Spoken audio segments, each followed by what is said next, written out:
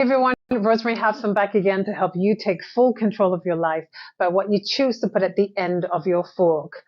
Every habit follows a simple three-step loop: cue, craving, and reward. You see something, you crave it, and then you get the reward. For example, when you see chocolate, you crave sugar, and then you eat it. But here's the trick. Instead of breaking the loop, you can rewrite it. I keep fruit in sight, so when the same cue, seeing something sweet, appears, my brain now craves fruit instead of chocolate. Same cue, healthier outcome. Habit loops don't disappear, you just change them. You're in control. Rewrite your habits, and you rewrite your life. It takes 21 days to create a new habit. 21 days, 3 weeks, in order for you to change bad habits into better habits.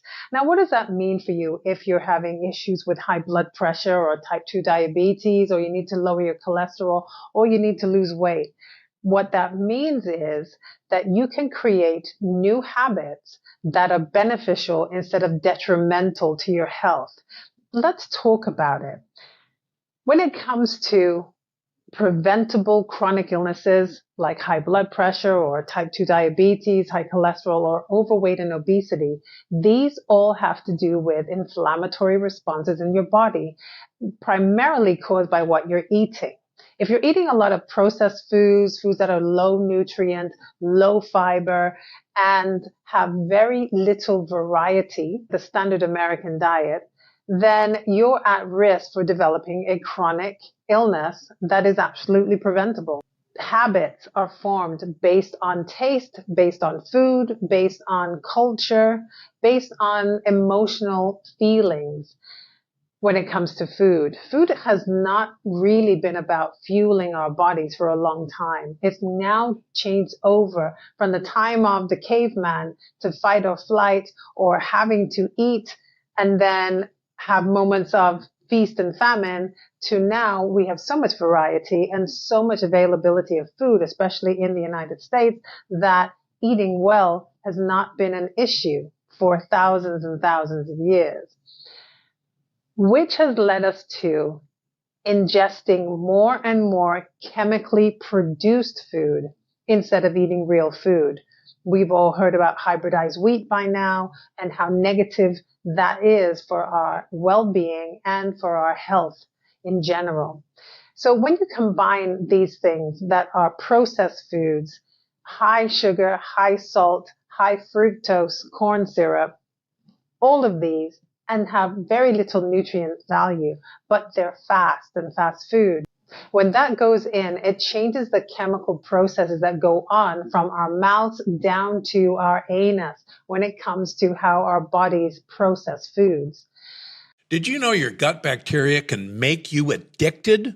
Not just to food, but to anything? If you constantly crave sugar, if you feel like bad habits have a hold on you, if you struggle with depression or anxiety, it's not just willpower.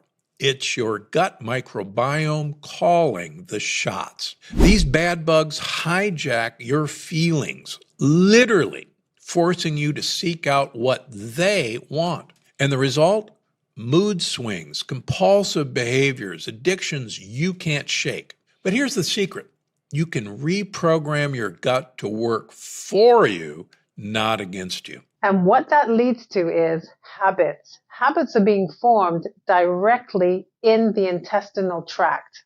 So in our gut is where our habits for health and wellness begin, good or bad, because that is where food is processed and that is where the body receives what nutrients it needs. When we have an overgrowth, though, of bad bacteria in the gut, then the bad bacteria will take over and start to ask and make demands of the brain to fulfill the needs that it has.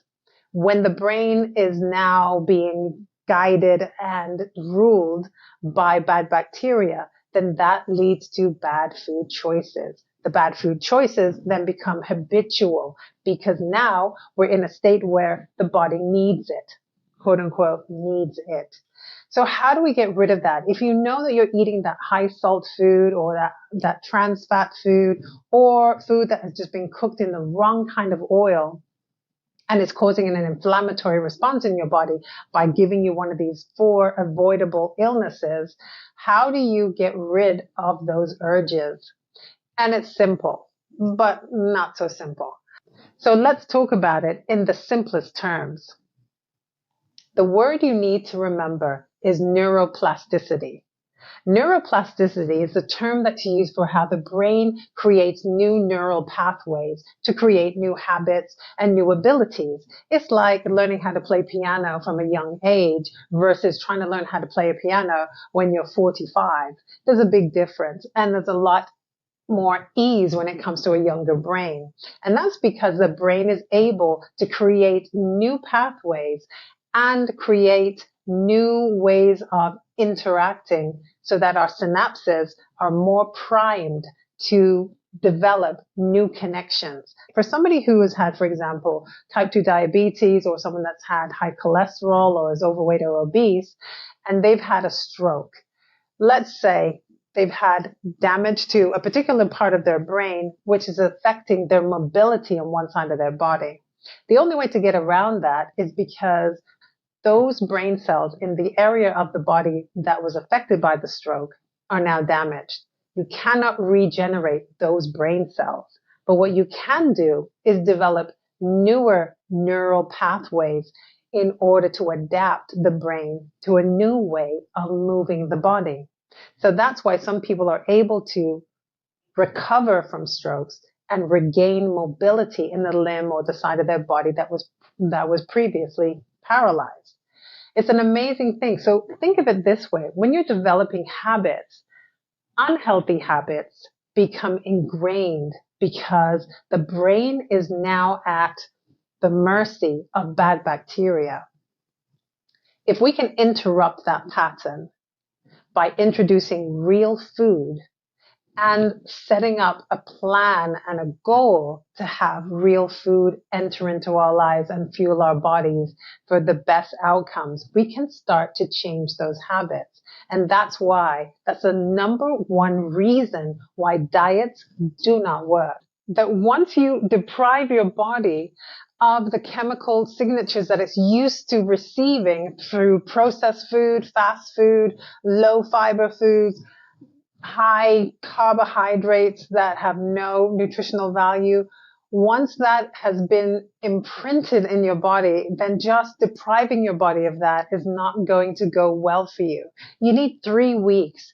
3 weeks is what it takes to develop new habits. And the way to develop new habits is to detox yourself from the way that you are accustomed to eating so that you can introduce a new and better way that your body will appreciate. Now, there are going to be some growing pains and there's going to be some adjustments, but trust and believe that when you enter into the process and complete the process after 3 weeks, it becomes like clockwork. It does. I promise. It's an amazing thing the way the body can adapt to what you put into it. And when you put in real food, your body does one better for you, that it carries you around and you don't have to worry about high blood pressure, type 2 diabetes, high cholesterol, or overweight and obesity, because your body will now become what you want it to be without issues, without cravings. Well, there may be a few cravings, but we'll find ways of dealing with those cravings with healthier ways. If you have any questions about how to live healthier and how to make neuroplasticity work for you to avoid preventable illnesses, comment your questions below.